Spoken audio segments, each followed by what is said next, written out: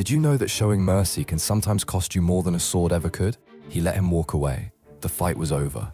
The man on the ground was beaten, and the warrior saw something in his eyes, maybe fear, maybe exhaustion, and he made a choice. He stepped back.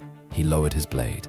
He called it compassion. He sits alone now, not because he regrets the feeling, but because he has to ask himself something colder. When he chose mercy, was he truly being good? Or was he simply someone who could afford to be good? He was the one still standing. He was the one who would never carry what came next. The people who suffered afterward had no blade to lower. They had no choice to make. He did, and that is the difference. Stoicism does not ask you to feel virtuous. It asks you to be honest about who actually pays the price for your virtue. Real wisdom is not what you feel in the moment. It is what you are willing to see afterward. Follow Silent Resolve for more anime life lessons.